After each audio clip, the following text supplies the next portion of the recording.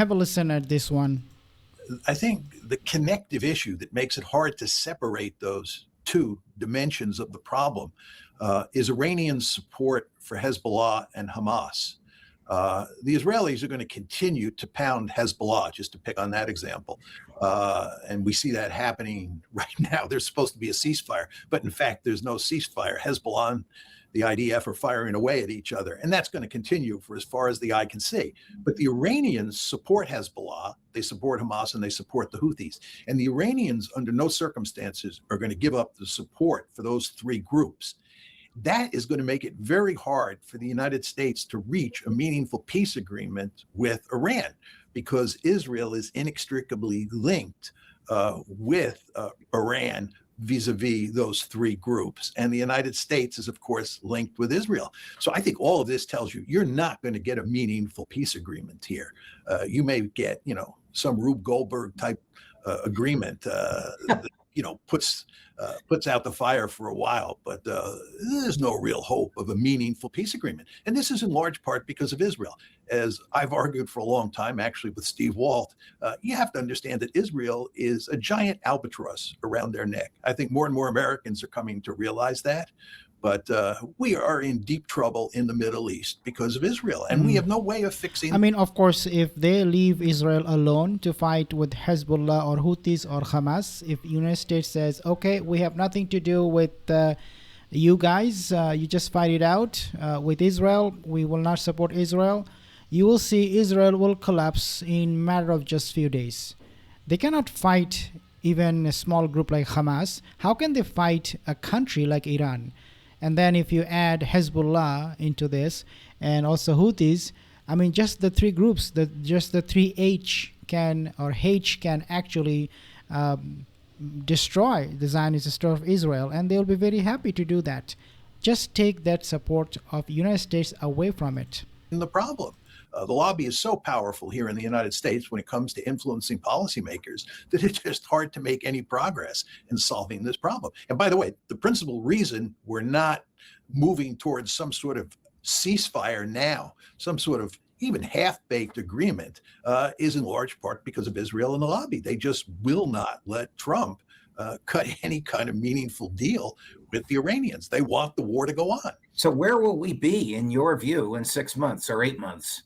Well, we may have, some sort of Rube Goldberg agreement, that allows commerce to flow through the strait. There may be no blockade. The Iranians will be controlling the strait. I find it hard to believe that we'll have a nuclear agreement. I hope we're wrong. But if we do have a nuclear agreement, it's going to look something like the JCPOA, which means Iran is going to maintain the right and the ability to enrich uranium. And Israel is never going to accept that. The lobby is never going to accept that. And the neoconservatives more generally in this country, who are very powerful. And I don't understand Israel's demand. They have absolutely nothing on the table. Their military is a diaper army. They do not want to fight in Iran. They have refused, and they have already said, we will never go to Iran to fight. United States, you go ahead and fight for us. We are busy in Lebanon. Israel has no natural resources to offer on the table for United States to hold them hostage, because if Israel had a lot of natural resources like oil or anything like that to offer, then I think it would make much more sense that United States is obeying or trying to fulfill Israel's demands. They have absolutely nothing to offer on the table. On top of all of this, even though they're broke, they are really beggars. And they are, just as it sounds, that they are thieves who stole the land of Palestine. They are thieves. Even today they are thieves. They're robbers. They're smugglers. They are a bunch of hooligans. They're thugs. They're anything but a normal human being. And this is why perhaps we see them using this kind of rhetoric all the time, where they say, okay, we will starve the people of Palestine. We will have greater Israeli project. We will have our enemy fear us. Our friends respect us. Where all of this coming from? You beggars, you bunch of thieves. Where is this coming from? Well, it is because of United States.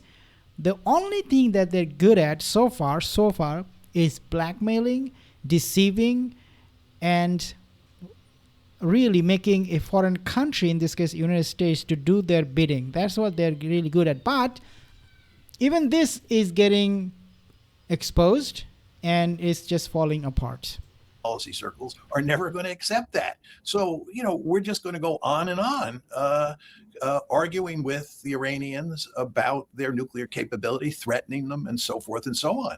And by the way, if you don't get a meaningful agreement on the nuclear issue, then we're going to run into the possibility that the Israelis may use nuclear weapons against Iran to deal with that problem. So the future here is bleak. And by the way, the future is bleak in Europe as well. The future in East Asia is bleak as well. We have made a complete hash of things. Of course, it's not only the result of the Trump administration's policies, although this Iran war has contributed greatly to that, but the whole disaster in Ukraine just goes on and on and on. And that is going to have serious negative strategic consequences for as far as the eye can see, that, as I pointed out before, are inextricably bound up with what's going on in the Gulf. And then this leaves aside the whole question of East Asia, which is in many ways the most dangerous area of all, because that's where the United States faces a peer competitor. I shudder to think what would happen if we had a crisis in East Asia.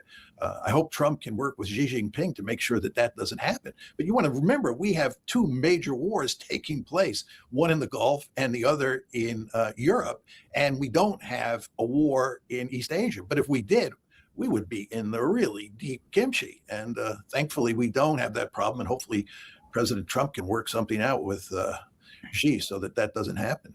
Well, I think the biggest danger that we are all facing as one humanity is the fact that these thieves, these hooligans, this incest, this inbred morons, Zionists, they have their fingers on nuclear weapon. That was something that John F. Kennedy feared the most. That's what we should fear the most. He sacrificed his life. He knew he would be in danger. I'm sure he knew it, but he said it, and he said, I'm not going to be letting Israel having nukes. He feared it. Today, that fear could be materialized, and we might actually witness it. He did not see it, but we might see it, that Israel will use nuclear weapon against Iran. Even though I should say, if they have any little bit of, if they have left any small tiny tad bit of intelligence in them, they will not use nukes, because that will be the end of them for good. President Trump work out with President Putin? I mean, and does Putin have his own issues? Do you sense impatience on the part of Russian elites, Kremlin officials, and average Russians with a 4-year war now? Yeah, there's no question about that. I've been thinking about the possibility. Okay, so that will be them talking about Russia-Ukraine conflict. I'll not play that part. Subscribe for more videos, guys. See you in the next one.